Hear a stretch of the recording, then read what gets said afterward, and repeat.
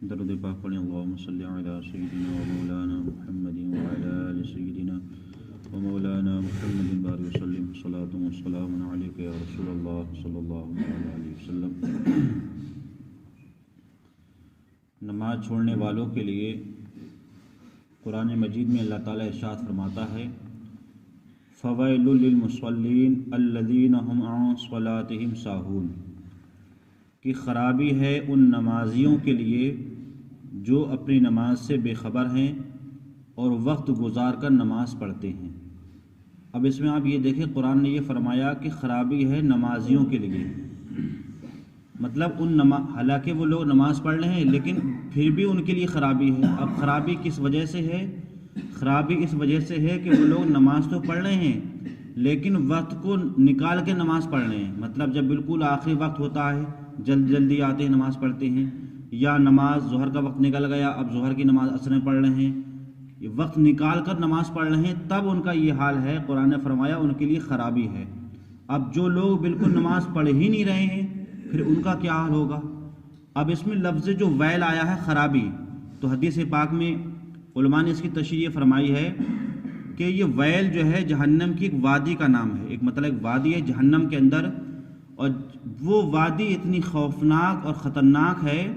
کہ جس کی سختی کی وجہ سے خود جہنم بھی پناہ مانگتا ہے۔ اب آپ اس سے اندازہ لگا سکتے ہیں کہ جس سے جہنم پناہ مانگتا ہو وہ وادی کتنی خطرناک ہوگی، اور یہ ان لوگوں کے لیے ہوگی کہ جو نماز کو قصداً جان بوجھ کر کے چھوڑتے ہیں، جان رہے ہیں کہ اذان ہو رہی ہے، جان رہے ہیں کہ نماز کا وقت ہے، لیکن اس کے باوجود بھی اپنے گھروں پر، دکانوں پر، چوراہوں پر کھڑے ہیں اور اپنے جو ہے وقت کو گزار رہے ہیں۔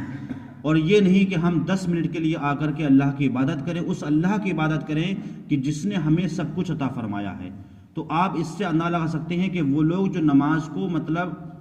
جان بوجھ کر چھوڑتے ہیں تو ان کے لیے خرابی ہے۔ اللہ تعالی ہم سب کو نماز بندگانہ جماعت کے ساتھ ادا کرنے کی توفیق عطا فرمائے۔ آگے رب ارشاد فرماتا ہے فَخَلَفَ مِن بَعْدِهِمْ خَلْفٌ أَضَاعُوا الصَّلَاةَ وَاتَّبَعُوا الشَّهَوَاتِ فَسَوْفَ يَلْقُونَ غَيًّا۔ قرآن فرماتا ہے کہ ان کے بعد کچھ ناخلف ایسے پیدا ہوں گے کہ جنہوں نے اپنی نماز کو ضائع کر دیا اور نفسی خواہشات کا اتباع کیا۔ آج یہی حال ہے ہمارے اکثر نوجوان حضرات کا اور پوری امت مسلمہ کا، کہ اگر ہم صرف اپنے علاقے کے نہیں بلکہ اگر ہم پورے ہندوستان کی اگر بات کریں تو حالات ہمارے مسجدوں کے یہ ہیں کہ صرف 2% ہم لوگ 5 وقتہ نمازی ہیں،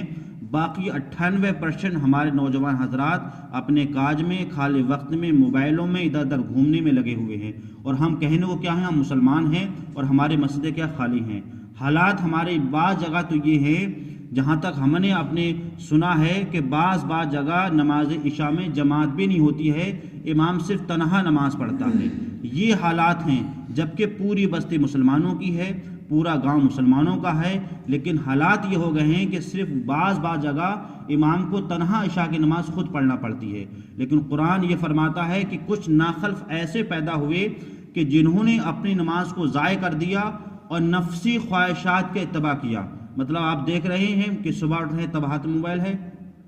رات میں موبائل ہے، دن میں موبائل، ہر ٹائم موبائلوں میں، دنیاوی میں، معاملات میں، ادھر سب میں پورا وقت گزار دیتے ہیں، لیکن اس رب کی بارگاہ میں اپنے سطح کو نہیں ٹیکتے کہ جس رب نے تمہیں بچپنا دیا تھا، اچھی جوانی دی تھی، اچھا کھان پین دیا تھا، اچھا رہن سہن دیا تھا، زمین بچھائی تھی، آسمان بچھایا تھا، سب کچھ دیا تھا، لیکن ہم ان کی کیا ہے اتباع کرتے ہیں۔ اور رب فرماتا ان قریب انہیں سخت عذاب طویل شدید سے ملنا ہوگا۔ اب سخت عذاب کیا ہوگا؟ اس کی غیہ جو قرآن میں لفظ آیا ہے یلقون غیہ، غیہ کیا چیز ہے؟ تو تفسیر میں علماء فرماتے ہیں کہ غیہ جہنم ایک وادی ہے، جو اوپر تھی وہ دوسری وادی ہے، یہ دوسری وادی ہے، اور جس کی گرمی، جس کی گہرائی سب سے زیادہ ہے، مطلب اس میں گرمی بھی سب سے زیادہ ہے اور اس کی جو گہرائی ہے وہ بھی سب سے زیادہ ہے، اور اس میں ایک کنواں ہے جس کنویں کا نام ہب ہے، ہب ہے، اور جب جہنم کی آگ جب بجھنے پر آتی ہے یا کم ہو جاتی ہے تو اللہ تبارک و تعالیٰ اس کنویں کے منہ کو کھول دیتا ہے۔ جب منہ کو کھولتا ہے تو اس سے بدستور آگ بھڑکتی ہے اور جہنم کی آگ اور زیادہ بھڑک جاتی ہے۔ تو یہ ان لوگوں کے لیے ہے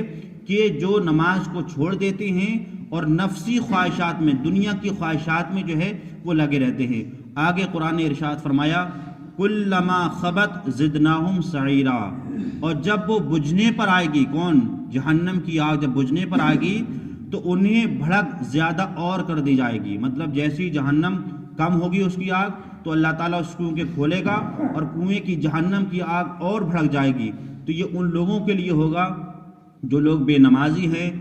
جو لوگ شرابی ہیں، جو لوگ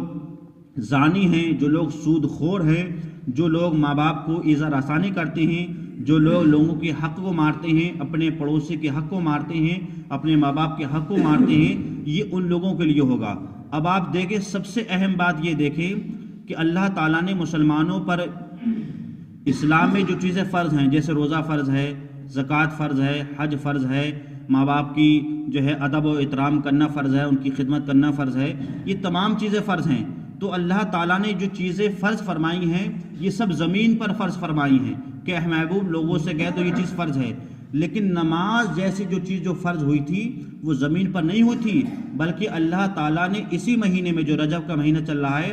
اس کی 27 تاریخ کو میرے آقا صلی اللہ علیہ وسلم کو عرش معلیٰ پر بلایا تھا، جس کو معراج کہتے ہیں۔ اس معراج کے موقع پر خود اللہ تعالیٰ نے میرے آقا صلی اللہ علیہ وسلم کو نماز جیسا تحفہ عطا فرمایا تھا۔ تو آپ اس سے سمجھ سکتے ہیں کہ کتنی اہم ہے۔ باقی جتنے بھی فرائض اسلام کے وہ سب دنیا میں فرض ہوئے، لیکن نماز جیسا جو تحفہ جو فرض ہوا وہ دنیا میں نہیں بلکہ اللہ نے حضور کو بلا کر خود عطا فرمایا تھا۔ تو اس سے ہم سمجھ سکتے ہیں کہ تمام فرضوں میں سب سے اہم زیادہ جو فرض ہے وہ نماز ہے۔ اللہ تعالی ہمیں اور آپ کو، خاص کر ہمارے نوجوانوں کو، نماز پنجگانہ پڑھنے کی توفیق عطا فرمائے۔